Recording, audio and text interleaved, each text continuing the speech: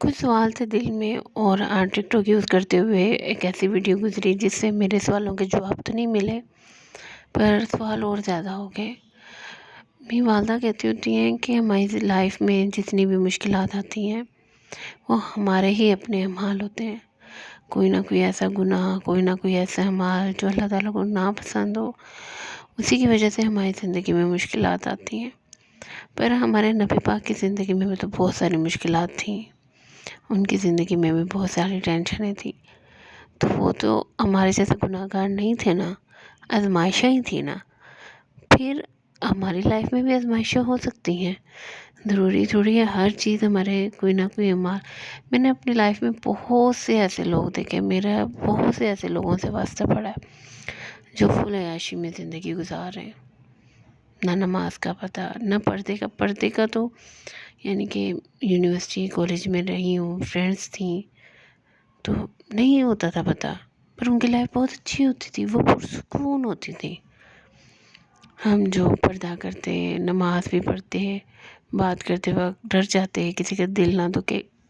یہ نہیں میں کہتی پاک صاف ہے، ٹھیک ہے، غلطیاں ہوتی ہوں گی، دل دکھا دیتے ہوں گے، غلط کام ہوتا ہوگا، ہر انسان سے ہو جاتا ہے انسان تو ویسے ہی غلطیوں کا پتلا ہے۔ اس یہ نہیں کہہ رہے پاک صاف ہے، پر جو دھڑلے سے سارا کچھ کرتے ہیں، جو پردہ نہیں کرتے، جو دھڑلے سے کہتے ہیں نماز تو پڑھی ہی نہیں، نماز تو پتہ ہی نہیں، ہم بھی تو وہ لوگ ہیں جو کبھی نیل پینٹ نہیں لگاتے کہ نماز پڑھنی ہے، تو پھر ہماری ہی لائف میں زیادہ ٹینشن ہے۔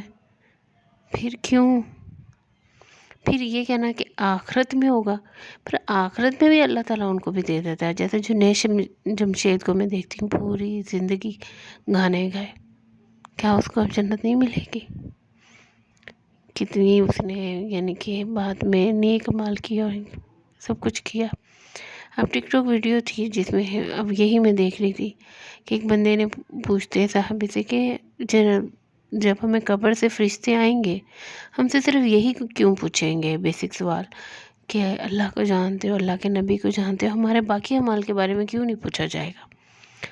تو نبی پاک نے کہا کہ وہ پردہ پوشی رکھتے ہیں۔ اللہ تعالیٰ نے کہا بس یہ پوچھ لو، وہ مجھے اور میرے نبی کو جانتا ہے، باقی سب اعمال کا حساب و کتاب میں روز محشر میں لے لوں گا، اور روز محشر میں بھی اللہ تعالیٰ اپنے رحمت کے پردے میں پوچھے گا، یہ گناہ کیا، یہ گناہ کیا، بندہ کہتا رہے گا میں بھول گیا تھا، میں بھٹک گیا تھا۔ جب وہ بندہ شرمندہ ہو جائے گا، اللہ تعالیٰ اپنی رحمت سے اسے معاف کر دے گا۔ پھر کون لوگ صحیح رہ جاتے ہیں؟ اچھا، پھر ایک بات یہ بھی آ جاتی ہے کہ جنت کے درجے الگ الگ ہیں، اللہ تعالیٰ ناانصافی نہیں کرے گا، گناہ گار بندہ اور نیک بندہ لیکن اعمال اچھے ہوں، نیک تو نہیں ہم اپنے آپ کو کہیں گے، ایک جنت کے ایک اس میں نہیں آئیں گے درجے میں۔ ٹھیک ہے، یہ سب ٹھیک، یقین ہے، الحمدللہ، شکر اللہ کا جو بھی زندگی ہے۔ پھر یہ نہ کہنا کہ گناہ یا کوئی اس طرح کے آگے آتے ہیں، آزمائشیں ہوتی ہیں، اور آزمائشیں بھی اللہ تعالیٰ اپنے نیک بندوں پہ دیتے ہیں۔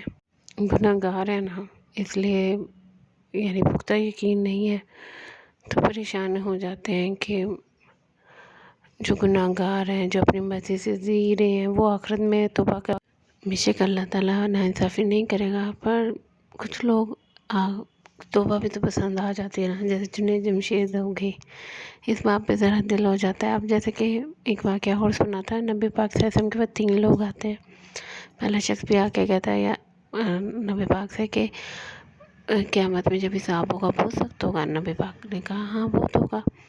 وہ پریشان ہوتا ہے، چلا جاتا ہے، دوسرا بھی یوں ہی آتا ہے، تیسرا بھی آ کے یوں ہی سوال پوچھتا ہے اسی طرح کا۔ اس کے بعد وہ پوچھتا ہے کہ نبی پاک ہمارا حساب لے گا کون؟ نبی پاک صلی اللہ علیہ وسلم کہتے ہیں اللہ تعالیٰ خود لیں گے۔ تو وہ کہتا ہے پھر خیر ہے، پھر تو اللہ تعالیٰ کی رحمت ہی ہے۔ تو جب اٹھ کے جاتے ہیں نا تو نبی پاک کہتے ہیں، نبی پاک کے پاس صحابی بیٹھے ہوتے ہیں، تو نبی پاک کہتے ہیں یہ بندہ اپنے اللہ کو پہچان گیا، جان گیا۔ تو وہ جو صحابی بیٹھے تھے وہ پوچھتے کیسے، یعنی کہ کہتے اسے پتہ ہے اللہ کی جو رحمت ہے نا وہ اللہ تعالیٰ کے غضب پہ حاوی ہے، یعنی کہ اللہ تعالیٰ کی رحمت زیادہ ہے، تو جس نے اللہ کو پہچان لیا وہ